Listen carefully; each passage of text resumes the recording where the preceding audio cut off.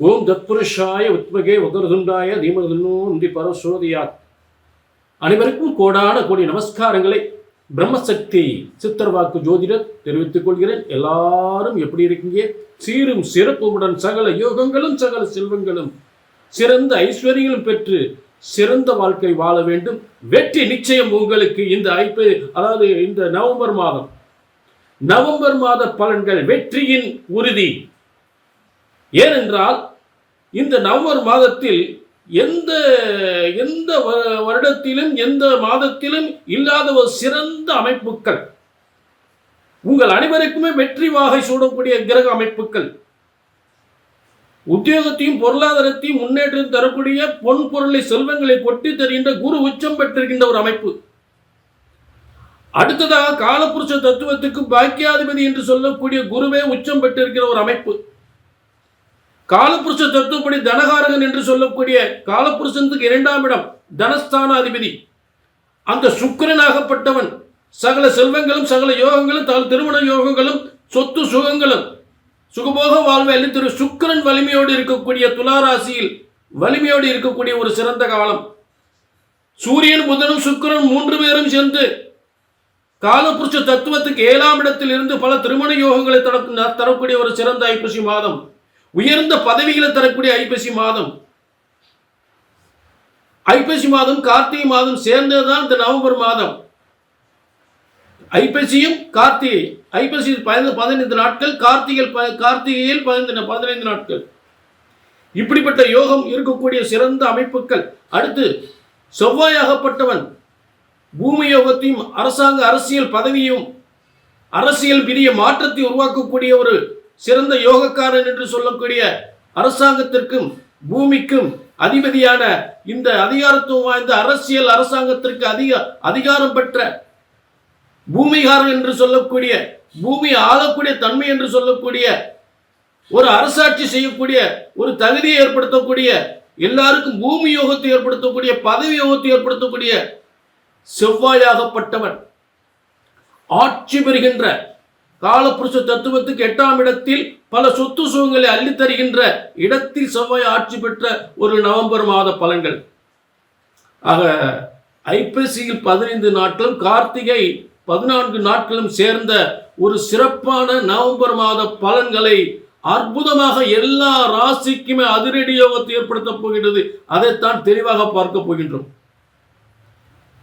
நேயர்களே, இது பொது பலன். உங்க தனிப்பட்ட ஜாதகத்தை பார்க்கணும், நம்பருக்கு நோட் பண்ணிக்க, ஒரு அப்பாயின்மெண்ட் வாங்கி. நவம்பர் மாத பலன்கள் விருச்சிக ராசி நேயர்களே, உங்களுக்கான உங்கள் வாழ்க்கை சரியான யோகத்தை, சரியான முன்னேற்றத்தை, சரியான பதவியை, சரியான தொழில் யோகத்தை, மிகப்பெரிய பாக்கியத்தை அடையக்கூடிய உயர்ந்த இடத்திற்கு செல்லக்கூடிய ஒரு சரியான நேரம் என்று சொல்லலாம். இப்ப ஒரு ஜாதகத்துல ஒரு மனிதனுடைய யோகங்கள் எப்படி அமைதுன்னு பார்த்தோம்னா, முதல்ல அந்த ராசிக்கு அதிபதி, முதல்ல எந்த ராசி அந்த ராசிக்கு அதிபதி வலிமையா இருக்கணும்.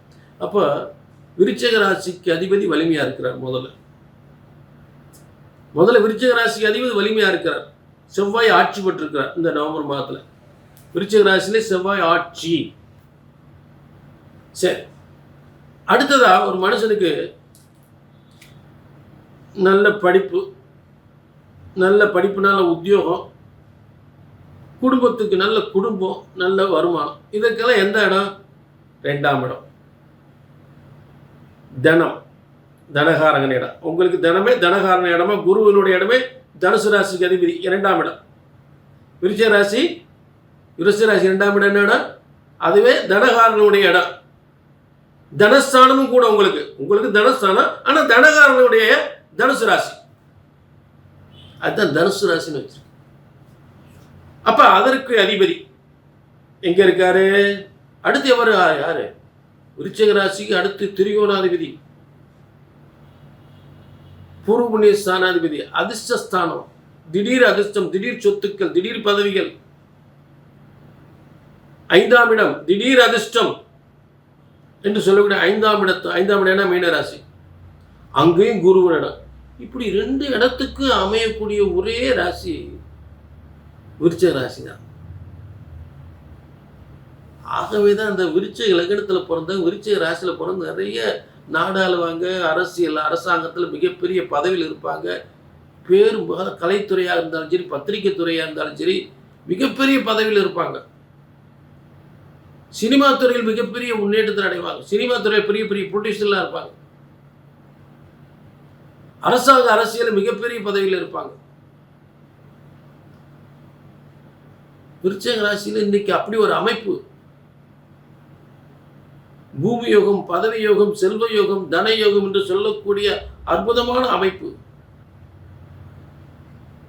அப்ப 1/6க்குரிய செவ்வாய் ஆட்சி பெற்று 2 தனுசுக்குரிய குருவும் 5 மீனத்துக்குரிய குருவும் உச்சம் பெற்று பாக்கியஸ்தான் 9ஆம் இடம், திரியோணத்தின் உயர்ந்த ஸ்தானம், திரியோணத்தின் உயர்ந்த ஸ்தானம் 9ஆம் இடம். 5க்கு அடுத்து 9, அதாவது 1வது திரிகோணம் என்பது அந்த ராசி. அந்த திரிகோணத்தில் யார்? ஒரு திரிகோணத்தில் இன்னொரு திரிகோணாதிபதி, அது 5ஆம் அதிபதியாகி பாக்கியாதிபதி என்று சொல்லக்கூடிய ஒரு இடத்தில், பாக்கியஸ்தானத்தில் 9ஆம் இடத்தில் குரு உச்சம் பெற்றிருக்கக்கூடிய நிலை. ஆக காலச்சக்கரத்துக்கு 9ஆம் இடம், காலப்புருஷ தத்துவத்துக்கு 9ஆம் இடம், உங்களுக்கு 9ஆம் இடத்தில் இருப்பது மிகப்பெரிய யோகம், மிகப்பெரிய யோகம், மிகப்பெரிய பதவி யோகம், மிகப்பெரிய செல்வ யோகம். ஆக அற்புதமாக அமைந்திருக்கிறது. இந்த அமைப்பு ரொம்ப சிரமம். இந்த அமைப்பு கிரகங்களுக்கு அமைவது ரொம்ப சிரமம். அடுத்து பாருங்க, ஒரு மனுஷன் பொருளாதாரத்தில் எந்த ஒரு காரியத்தில், ஒரு வியாபாரம் செய்கிற, என்னப்போ இவ்வளோ காசு போட்டேன், இவ்வளோ பணம் போட்டேன், அவ்வளோ வருமானம் இல்லை, லாபமே இல்லையா, இப்படி ஒரு முயற்சி பண்ணேன், ஒரு உத்தியோகத்துக்கு, ஒரு ஷேர் மார்க்கெட்டு, இதெல்லாம் முயற்சி பண்ணி ஒன்றுமே சரியான இதே இல்லையே, நல்ல பலனே கிடைக்கல, நல்ல லாபமே கிடைக்கல. அப்போ எந்த ஒரு காரியமும், ஒரு உத்தியோகம் என்றாலும் சரி, ஒரு வியாபாரம் என்றாலும் சரி, ஒரு எந்த ஒரு ஷேர் மார்க்கெட்டோ இல்லை எந்த ஒரு காரியமும் ஒரு மனுஷனுக்கு வெற்றி அடையணும்னு 11ஆம் இடம். இந்த நவம்பர் மாதம் 11ஆம் மாதத்தில் 11ஆம் இடம் வெற்றி பெறுகின்ற ஒரு அற்புதமான அமைப்பு. இந்த 11ஆம் இடம் அதிபதி எங்க உட்கார்ந்துருக்காரு அப்படின்னு பார்த்தோம்னா, விருச்சிக ராசிக்கு 12ஆம் இடத்துல. இல்லைங்க, 11ஆம் அதிபதி 12ஆம் இடத்துல இருந்து காசு போற விரைமா இல்லைங்க அப்படின்னு 11ஆம் அதிபதி 12ஆம் இடத்துல இருந்தா காசை அங்க எப்படி அந்த காசை விரயம் பண்றாரு அப்படின்னு பார்த்தோம்னா, சொத்து சேர்க்கிறது. ஏன்னா அங்க சுக்கிரன் போய் உட்கார்ந்துடுறாரு. காசு எங்கிட்டு செலவாகிறது? வாகனம் வாங்குறது, சொத்து வாங்குறது, தொழில் முதலீடுகள். ஏன்னா அந்த 12ஆம் இடத்துல நேராக பார்க்கக்கூடிய இடம் 6ஆம் இடம். 6ஆம் இடம் தொழில் விருத்திக்கு, தொழிலுக்கு மேலே தொழில் வருமானம் வந்துக்கிட்டே இருக்கு. அந்த தொழில் பார்ப்போம், இந்த தொழிலில் இந்த பிஸ்னஸ் பண்ணுவோம், அந்த பிஸ்னஸ் பண்ணுவோம். இப்படி தொழிலில் முதலீடு போடுறது, தொழில் முன்னேற்றம் அடைவது. காசு பணம் ஒரு பக்கம் சேரும், சொத்தை சேர்க்கிறது, வாகனங்களை வாங்குறது. புரிஞ்சுட்டீங்களா?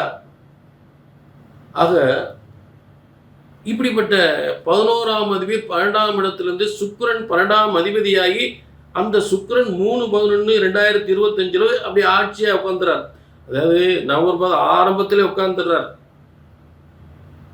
ஆரம்பத்திலே சுக்கிரன் போய் துலா ராசியில் ஆட்சி பெறுகிறார். அப்ப அந்த ஆட்சி பெறும்பொழுது அந்த 12ஆம் இடத்தில் 10ஆம் அதிபதி இருக்கார். இந்த 10ஆம் அதிபதி இருக்கார். இந்த 10ஆம் அதிபதி இருந்தால் என்ன? சிலருக்கு உத்தியோகம் மாற்றம், சிலருக்கு உத்தியோகத்தினால் பயணம், தொழில் வியாபாரத்தினால் பயணம். உத்தியோகத்தில் பயணம், அதாவது ஒரு ப்ரொமோஷன் கொடுத்து வெளி ஊர்களுக்கு வெளி மாநிலங்களுக்கு உத்தியோகத்தை மாறக்கூடிய நிலை ஏற்படும். சிலருக்கு வெளிநாட்டு யோகம், வெளிநாட்டு உத்தியோகம், வெளிநாட்டு யோகம். எனக்கு விருச்சிக ராசி 7ஆம் அதிபதி. கணவன் மனைவி, கணவன் என்றால் மனைவிக்கு வெளிநாட்டு யோகம், மனைவி என்றால் கணவனுக்கு வெளிநாட்டு யோகம் என்று சொல்லக்கூடிய ஒரு அமைப்பு ஏற்படுகின்றது.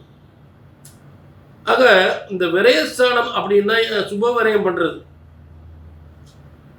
வீடு, இடம், வாசல், வாகனம் இதெல்லாம் சுப விரயம் பண்ணக்கூடிய இடத்துல 12ஆம் இடத்துல சூரியனும் புதனும் சேர்ந்து தொழில் மூலம் வருமானம் பெருகி சொத்து சேர்க்கறதுலையும் வாகனம் வாங்குறதுலையும் காசு பணத்தை முதலீடு செய்யக்கூடிய நிலை ஏற்படும். ஆக சுப விரயம் அப்படின்னு சொல்லக்கூடியது. சிலருக்கு திருமணம், நல்ல திருமண வாழ்க்கை, இந்த திருமண வாழ்க்கைக்கு சுப விரயம் அதுவும் ஏற்படும். புரிஞ்சுட்டீங்களா? ஆக இப்படிப்பட்ட ஒரு சிறப்பான அம்சங்கள் அமைந்திருக்கிறது. விருச்சிக ராசியில் செவ்வாய், விருச்சிக ராசி ஆட்சி பெற்ற செவ்வாயை 9ஆம் இடம் பாக்கியஸ்தானத்திலிருந்து குரு உச்சம் பெற்ற குரு பார்க்கக்கூடிய ஒரு சிறந்த அமைப்பு. சுக்கிரன், அதாவது பார்த்தீங்கன்னா ஒரு பொதுவாக என்னென்ன கிரகங்கள்லாம் பொருளாதாரத்திலையும் வியாபாரத்திலையும் வருமானத்திலையும் உத்தியோகத்திலையும் பதவியிலும் முன்னேற்றம் ஏற்படும் அப்படின்னா அது மூலம் நல்ல பேரு புகழ் வருமானத்தை கொடுக்கும்னா குரு ஒருபுறம் உச்சம் உங்களுக்கு பாக்கியஸ்தானத்தில், உங்கள் ராசியில் செவ்வாய் உச்சம். இது அரசாங்க, அரசியல், பூமி யோகம், பதவி யோகத்தை தரக்கூடியது, அதிகாரத்துவம் வாய்ந்த பொறுப்புகளை தரக்கூடியது, பூமி யோகத்தை தரக்கூடியது. சரிங்களா? செவ்வாய்.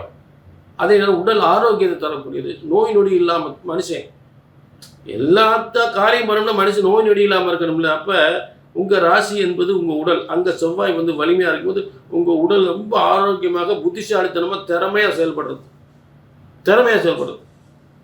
சரிங்களா? ஆக இந்த 12ஆம் இடம் என்பது சுக்கிரன் ஆட்சி பெற்று இருக்கக்கூடிய சொத்து சேர்வது. 12ஆம் இடத்துல ஆட்சி பெற்ற கிரகம் இல்லாமல் இருந்தால் விரைய தேவையில்லாத விரயமாயிடும். ஆனால் சுக்கிரன் ஆட்சி பெற்று அந்த சூரியன் புதனும் சேர்ந்து இருப்பது உங்களுக்கு புதன் சூரியன் புதனும் சேர்ந்து இருந்துச்சுன்னா உங்களுக்கு ஒரு ரெட்டிப்பு சொத்துக்கள், 2-3 சொத்து கிடைக்கும். அங்கிட்ட ஒரு வியாபாரம் நடக்கும், இங்கிட்ட ஒரு வியாபாரம் நடக்கும். ஒரு மனுஷன் ஒரு தொழில் செய்ய முடியாது. இந்த அமைப்பு இருந்தால் அங்கிட்ட ஒரு தொழில் பண்ணுவார், இங்கிட்ட ஒரு தொழில் பண்ணுவார், அங்கிட்ட ஒரு தொழில் ஓடிக்கிட்டு இருக்கும். இப்படிலாம் ஒரு அமைப்பு, சிறப்பு அமைப்புகள் விருச்சிக ராசிக்கு இருக்கு. புரிஞ்சுட்டீங்களா? என்ன கணவன் மனைவிக்குள்ள கொஞ்சம் அதாவது உத்தியோக ரீதியாக தொழில் ரீதியாக கொஞ்சம் பிரிவினை ஏற்படும். உத்தியோக ரீதியாக தொழில் ரீதியாக தப்பாக நினைக்காதீங்க. புரிஞ்சுட்டீங்களா? சரிங்க. அப்போ சில பேர் சொல்லுவாங்க, இல்லைங்க இங்கே ரொம்ப காலமாக மனைவி புரிஞ்சிருக்கேன், ரொம்ப காலம் எனக்கு தொழில் சரியில்லை, ரொம்ப காலம் கல்யாணம் பண்ணி குழந்தை இல்லை, இப்போ குரு அப்படி இருக்காரு இப்படி இருக்கா, இப்போயாவது குழந்தை பிறக்குமா, இப்போயாவது தொழில் நல்லா இருக்குமா, இப்போயாவது புருஷன் மாட்டை 2 பேரும் சேர்ந்து வாழுவோமா, நிறைய நல்ல விஷயம் சொல்கிறீங்களே அப்படின்னு கேட்பீங்க. இதெல்லாம் உங்கள் சுய ஜாதகத்தில் மோசமான தசாபுத்திகள், கடுமையான தோஷங்கள் இருக்கக்கூடிய ஒரு தசாபுத்திகள் உங்களுக்கு நடந்துச்சுன்னா நான் சொல்லக்கூடிய பலன்கள் தடபட தான் செய்யும். அவங்க அப்படி சொல்கிறீங்க இப்படி சொல்கிறீங்க எதுவுமே நடக்கலையாங்க. அதுக்கு காரணம் இதுதான். அதாவது நம்ம எல்லாம் படைத்த பிரம்மன், நம்ம எல்லாம் எந்த பிரம்மன் படைத்திருக்கிறாரோ அந்த பிரம்மனால் நம் தலையெழுத்து எழுதப்பட்டிருக்கிறது. எந்தெந்த காலத்தில் நாம் என்னென்ன பிரச்சனைகளை சந்திக்கணும், என்னென்ன காலத்தில் அந்த பிரச்சனைகளை நம்மளை விட்டு விலகும், நிவர்த்தி அடையும் என்பதை பிரம்மன் எழுதியிருக்கார். அப்போ எப்போதான் எனக்கு நல்லது நேரம் பிறக்கும் அப்படின்னு தெரிஞ்சுக்கணும்னா அந்த பிரம்மனுடைய தலையெழுத்தை தெரிஞ்சுக்கணும். அதுக்கு கீழே ஒரு நம்பருக்கு நோட் பண்ணிக்கிங்க. நோட் பண்ணிட்டு ஒரு அப்பாயின்மெண்ட் வாங்கிக்கிங்க. கண்டிப்பாக வெற்றி நிச்சயம், வெற்றி நிச்சயம். மீண்டும் ஒரு நல்ல நிகழ்ச்சியை சந்திக்கும் வரை உங்களிடமிருந்து விடைபெறுவது 18 சித்தர்களும் முனிவர்களும் உருவாக்கிய சித்தர் வாக்கு ஜோதிடர் பாலச்சித்தர். நன்றி, வணக்கம்.